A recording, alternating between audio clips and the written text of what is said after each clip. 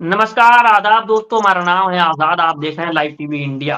आज हम चर्चा करेंगे देश में किस तरह से राष्ट्रवाद के नाम पर सरकारें बनाई जाती हैं। देश के प्रधानमंत्री नरेंद्र मोदी कहते हैं कि आपको राष्ट्र के नाम पर वोट देना है और एक हो जाना है। जय हिंद के नारे भी लगाए जाते हैं और कई लोग अगर वंदे मातरम नहीं बोलते हैं, तो उनको देशद्रोही भी करार कर दिया जाता है। लेकिन देखिए विडंबना क्या है कि राज्यसभा बुलेटिन में आरोप लगाया जाता है कई लोगों के ज़रिए कि वहाँ पर ये खबर चलाई जाती है कि अब लोकसभा और पार्लियामेंट के भीतर यानी देश की संसद के भीतर जय हिंद और वंदे मातरम के नारे नहीं लगाए जा सकते हैं। इस तरह की खबर जब ममता बनर्जी से सवाल पूछा गया तो उन्होंने जवाब दिया है, वो बहुत तेज़ी से वायरल हो रहा है। लेकिन अब हमारे साथ में जो लोग जुड़े हैं और हम लोग इस चीज़ को समझने की कोशिश करेंगे कि आखिर इनकी मंशा क्या है? ये क्या जय हिंद और वंदे मातरम जैसे नारे को क्यों रोकना चाहते हैं? तो आप हमारे साथ विमल जी जुड़ चुके हैं और फ़हीम जी जुड़ चुके हैं। विमल जी हैं उत्तर प्रदेश रायबरेली से और फ़हीम जी हैं मध्य प्रदेश से। तो विमल जी आप ये बताइए कि इस चीज़ को आप कैसे देखते हैं? अगर राज्यसभा के बुलेटिन में ये बात कही जाती है, तो इन सारी चीज़ों को आप कैसे देखते हैं? क्या माहौल बनाने की कोशिश की जा रही है? पहली बात तो अमीर आजाद जी आपको मेरा नमस्कार। और जितने दर्शक देख रहे हैं या सुन रहे हैं उनको भी मेरा नमस्कार। अमीर जी, आपको एक बात मैं बता दूं, आज पूरे देश में जो एसआईआर चल रहा है और बहुत तेजी में ये सारी चीजें देश के लोग, देश की जनता, देश के राजनेता उठा रहे हैं। केवल ये जो एक सलूफा छोड़ा गया है लोगों के माइंड को डाइवर्ट करने के लिए, ठीक है, कि लोग एसआईआर से ध्यान भंग हो जाए उनका, और जो राज्यसभा में ये जो बुलेटिन चलाया गया है लोग इसकी ओर अपना ध्यान लगा दें। तो ये एक लोगों को गुमराह करने का तरीका है। और जो भी कुछ आप देख रहे हैं कि आज राज्यसभा की बात हो, चाहे लोकसभा हो की बात हो, चाहे विधानसभा की बात हो, जब कोई ना कोई चुनाव आता है या कोई ना कोई देश में बड़ा मुद्दा जब उठता है, तो उससे ध्यान भटकाने के लिए सत्ता पक्ष लोगों को जो है दूसरी ओर मोड़ देती है और विपक्ष के लोग बिगैर सोचे समझे उस मुद्दे को तूल पकड़ा देते हैं, जिससे कि देश की जनता भ्रमित हो जाती है और जो लोग अपने जो है मकसद में लोग सफल हो जाते हैं। तो आज देश का मेन मुद्दा यही है कि जो एसआईआर है इससे भ्रमित करने के लिए हमारे देश के जो लोग हैं उनको एक गुमराह किया जा रहा है, और ऐसा कुछ नहीं है। आने वाले समय में सब कुछ वही होगा। अच्छा तो हम ये जानने की कोशिश कि दिल्ली से हमारे साथ जुनैद भाई जुड़े हुए हैं, जुनैद जी जुड़े हुए हैं। आप ग्राउंड पे भी रहते हैं और अलग-अलग राज्यों में जाते हैं। आप बताइए कि जो विचार थोपने की कोशिश की जा रही है या इस तरह की खबरें जो चलाई जा रही हैं, तो इसको आप कैसे देखते हैं और ज़मीन पे इसकी क्या असलियत है? बिल्कुल, जैसे वंदे मातरम की बात की, अभी कुछ दिन पहले आपने विवाद देखा होगा उत्तर प्रदेश में। मुख्यमंत्री योगी आदित्यनाथ कहते हैं कि वंदे मातरम स्कूल में पढ़ाया जाएगा, कोई दूसरा जिन्ना हम यहाँ बनने नहीं देंगे। इस तरीके से बातें होती है, राजनीति की गई पहले वंदे मातरम में समर्थन में, लेकिन जो कल से खबर आ रही है कि राज्यसभा के बुलेटिन में वंदे मातरम नहीं बोला जाएगा, तो कहीं न कहीं ये दिख रहा है कि कहीं दोहरा चरित्र है ये। कभी राष्ट्रवाद पे राजनीति करते हैं, धर्म के नाम पे राजनीति होती है, और इस बीच में सबसे बड़ी खबर जो वंदे मातरम और इस पे जय हिंद और थैंक यू, ये 3 शब्द को बताया जा रहा है कि नहीं बोल सकते राज्यसभा में। इसके पीछे कहीं न कहीं एसआईआर का भी बवाल हो सकता है, क्योंकि एसआईआर पे विपक्ष लगातार टूट रहा है। पश्चिम बंगाल को हमने देखा, ममता बनर्जी सड़कों पे आई। अखिलेश यादव ने भी कहा कि ये बीएलओ जिस तरह की ये जो एसआईआर है कहीं न कहीं मौत का सौदागर बन गया है, क्योंकि बीएलओ की जान जा रही है। ये भी हो सकता है कि एसआईआर से ध्यान भटकाने के लिए वंदे मातरम पे जोड़ दिया गया। आजाद। जी, आप ये एक मुद्दा निकल के आ रहा है कि भटकाने की कोशिश की जा रही है। हमारे साथ मध्य प्रदेश से फ़हीम जी जुड़े हुए हैं। आप बताइए कि आप इस मुद्दे को कैसे देखते हैं? क्योंकि सिर्फ़ कहने के लिए राजनीति नहीं होती। कई बार हम देखते हैं कि हमें और लोगों को लगता है कि मुद्दा भटकाने की कोशिश की जा रही है, लेकिन पीछे के दरवाजे से वो चीज़ें ला कर के खड़ी कर दी जाती हैं। साथियों, सभी साथियों को सलाम, इनकलाब जिंदाबाद। जैसा कि ये अंध राष्ट्रवाद का जो दौर चल रहा है और आरएसएस का जो अंध राष्ट्रवाद जो है फांसीवादी तरीका, वो अपने नंगे रूप में खुलकर सामने आ चुका है। ये हमारे देश के तमाम जो स्वतंत्रता संग्राम सेनानी हुए, या यूं कहें कि जय हिंद का नारा जिन्होंने दिए, नेताजी सुभाष चंद्र बोस, जिन्होंने तुम मुझे खून दो मैं तुम्हें आजादी दूंगा, तो ये आरएसएस इस दौर में भारत को ले जाना चाह रही है। अगर वो शहीदों के नारे गलत थे तो ये जिनके बलबूते पर, जिनकी निस्बत पर, जिसकी बुनियाद पे ये वतन आजाद हुआ, और आज ये इनका दोगला चरित्र, ये इनका अंधराष्ट्रवाद, ये तानाशाही ताकतें जो हैं इस देश को अपने पतन की ओर लेकर जा रही हैं, और लगातार ये जनता के बुनियादी मुद्दों से हटकर, उसे भटकाकर देश को रोटी, कपड़ा, मकान, स्वास्थ्य, शिक्षा, रोजगार, इनसे तमाम दूरियां बनाकर लगातार और लगातार इनको गर्त में घसीटी जा रही है। तो इस तरीके से इस देश की जनता को इसकी सख्त मजम्मत करनी चाहिए, साथ ही साथ एकजुटता का आह्वान करना चाहिए कि तमाम हम जनवादी ताकतें और तमाम जो वतन परस्त जो लोग हैं, हमारे शहीदों का दिल के लिए, अपने दिल में जिनके लिए आत्मसम्मान है, वो गौरव है, उसको दोबारा हासिल करने के लिए, जहां इस आजादी के लिए हमने लड़े थे गोरे अंग्रेजों से, आज वही हमें लड़ाई दोबारा शुरू करनी पड़ेगी इन काले अंग्रेजों से, संघी अंग्रेजों से। तो हम इन सारी चीज़ों को देख रहे हैं, समझ रहे हैं और जनता के बीच में भी जाते हैं। तो जय हिंद का जो हमारे अंदर एक उत्साह होता है और वंदे मातरम को भी लेकर के सारी चीज़ें कही जाती हैं। ये जो बुलेटिन चलाया गया, उसके बाद ममता बनर्जी जी से सवाल पूछा गया पश्चिम बंगाल में, जो वो यात्राएँ कर रही थीं, वो एसआईआर को लेकर के, वोट कटने को लेकर के। और इसको लेकर के सुप्रिया सिन्हा जो कांग्रेस की प्रवक्ता हैं, उन्होंने भी एक अपना बाकायदा वीडियो जारी किया है। उसमें उन्होंने साफ तौर से कहा कि ये जय हिंद कहाँ से आया है, वंदे मातरम कहाँ से आया है, इसकी क्या इतिहास रहा है और किस तरह से इन सारी चीज़ों को जोड़ते हुए उसको अगर सरकारें नकारना चाहती हैं, तो ये सवाल खड़ा होता है या तो इसको मुद्दा भटकाने के लिए लाया गया है या फिर ये पीछे के दरवाजे से बहुत बड़ा खेल शुरू करने की कोशिश की जा रही है। तो इन सारे मुद्दों को हम देख रहे हैं। अब एक छोटी-छोटी प्रतिक्रिया आपकी चाहूँगा आप लोगों की कि जो एसआईआर हो रहा है और लोकतंत्र में, संविधान में कहा गया है कि हर व्यक्ति को एक वोट का अधिकार होगा। फिर वो देश के प्रधानमंत्री हों, देश के गृह मंत्री हों या विपक्ष के नेता हो या फिर बड़े से बड़ा कोई आदमी हो, उद्योगपति हो, और अगर कोई छोटा-सा मज़दूर है, तो वो भी एक वोट देगा। लेकिन आपने देखा है मीडिया खबरों में कई सारी खबरें चलाई गई हैं कि हम देखते हैं कि कोई व्यक्ति दिल्ली में भी वोट देता है और जाकर के बिहार में भी देता है। एक व्यक्ति एक ही साल में 2-2 बार वोट दे देता है। और राहुल गांधी जी ने जो प्रेस कॉन्फ्रेंस की है, विपक्ष के नेता होने के बाद भी वो खुले तौर पे एसआईआर की वोट चोरी बता रहे हैं और बता रहे हैं कि अलग-अलग तरीके से वोट डाला जा रहा है, फेक वोट डाला जा रहा है। उन्होंने ब्राज़ील के एक मॉडल का भी उदाहरण दिया, जिन्होंने कई सारे वोट उनके बने हुए थे। उन्होंने उदाहरण दिया कि कई घरों में जाकर के 500-500, 600-600 लोग रह रहे हैं। तो ये जो वोट, एक वोट के अधिकार की बात की जाती है, इस पर आप क्या कहेंगे विमल जी? विमल जी इस पे अपनी प्रतिक्रिया क्या देना चाहेंगे वोट के अधिकार को लेकर के? देखिए, एक ये बहुत बड़ी साजिश है। अगर किसी देश का कोई भी सत्ता पक्ष या कोई भी देश अगर जनमानस को गुलाम बनाना चाहती है, तो एक ये यही तरीका है कि वोट की जो है, जो चोट से लोग बाग सरकारें बदलते हैं, सत्ता शासन बदलती हैं, उसी अधिकार को खत्म कर देना और गुलाम बनाना।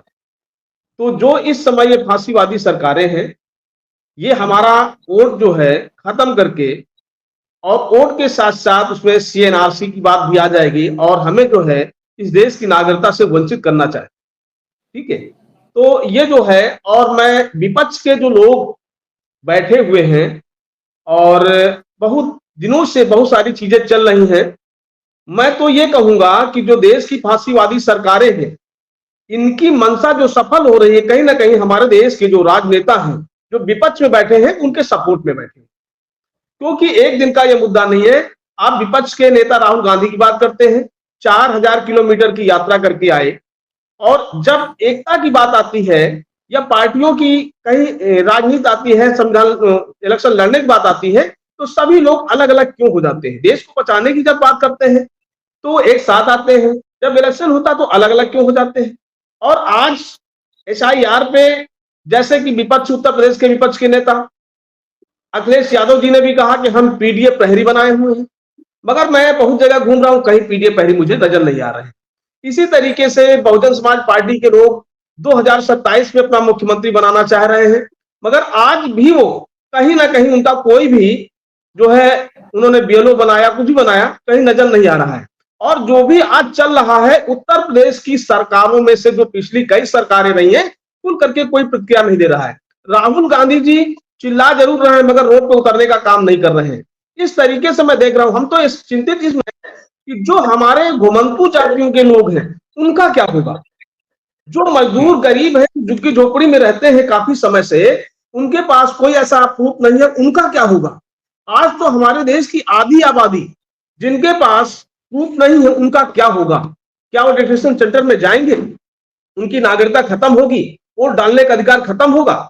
ये बहुत ही मुश्किल से हमारे देश के संविधान निर्माता बाबा साहब डॉक्टर बी आम्बेडकर ने हमें वोट डालने का जो अधिकार दिया है, ये फांसीवादी सरकार इसको खत्म करके हमारे देश के बहुत सारे बहुसंख्यक लोगों की हो सकता है कि नागरिकता खत्म करने के चक्कर में हूं, देश को पुनः जो है ये अपने चंगुल में फंसाना चाह रहे हैं।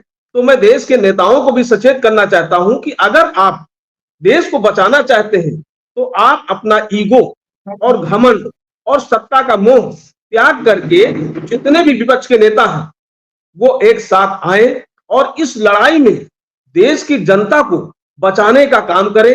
अन्यथा आने वाला समय बहुत भयावह है। जो भी राजनेता अपने आप को नेता समझता है, आने वाले समय में उसकी खैर नहीं है, इतना मैं जानता हूं। हाँ, तो बिल्कुल इस सही बात है। वोटों के फहीम जी, आप बताइए जो वोट का अधिकार है तो इसको आप कैसे देखते हैं? नहीं, वोट का अधिकार संविधान ने दिया है और वो बरकरार रहेगा। लेकिन जैसे विमल भाई ने कहा भी, विमल जी ने, कि वाकई विपक्ष सिर्फ ट्वीट तो करता है, ऑफिसों से चिल्लाता है, पीसी कर रहे हैं राहुल गांधी, लेकिन सड़क पे नहीं नजर आ रहे। ममता बनर्जी सड़क पे उतरी एक दिन के लिए, उसके बाद अखिलेश यादव ने ट्वीट किया, प्रेस कॉन्फ्रेंस किया। लेकिन जो एसआईआर की प्रक्रिया चल रही है, अगर आप फील्ड में जाके देखेंगे, अगर मोहल्ले में जाएंगे तो देखेंगे कि भारतीय जनता पार्टी ने सत्ता में होने के बावजूद भी वो सड़क पे है, उनके कार्यकर्ता घूम घूम के, गलियों में घूम घूम के कहीं ना कहीं वोट, अपने वोट कह सकते हैं। जैसे कि विपक्ष आरोप लगा रहा है कि सिर्फ जो विपक्ष का वोट है, यानी मुस्लिम है, यादव है, पारसी है, बहुजन समाज के वोट ही काटे जाएंगे, तो उसको बचाने का क्या काम कर रहे हैं? क्या वो अपने कार्यकर्ताओं को सड़क पे भेज रहे हैं? क्या अपने कार्यकर्ताओं को वोट बनवाने के लिए जो फॉर्म आया है, एसआईआर आया है, उसमें कार्यकर्ताओं को भेज के मोहल्ले में, गांव में गरीब लोगों की मदद कर रहे हैं विपक्षी पार्टी? तो आप देखेंगे जीरो, नहीं, बिल्कुल नहीं। सिर्फ वो ट्वीट कर रहे हैं, चिल्ला रहे हैं, विरोध कर रहे हैं। और ऐसे ही विरोध उन्होंने बिहार में किया।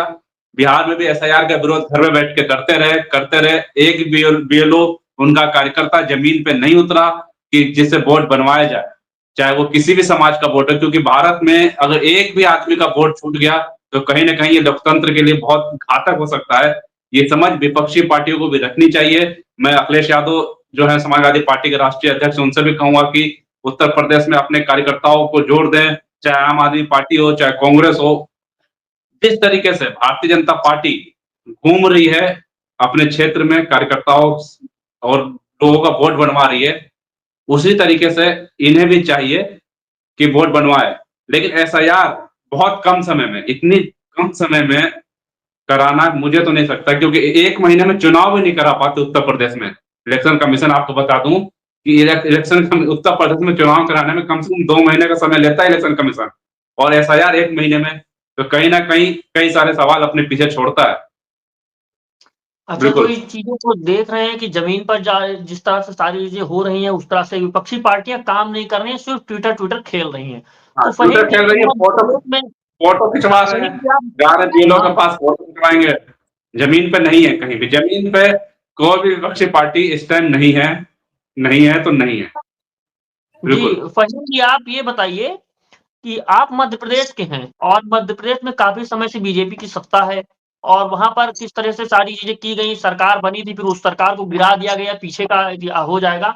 लेकिन अभी बताइए कि आप वहां से मध्य प्रदेश में बैठ करके जब देखते हैं एसआईआर हो रहा है, सारी चीजें, तो इसको वोट के अधिकार को कैसे समझने की कोशिश करेंगे आप?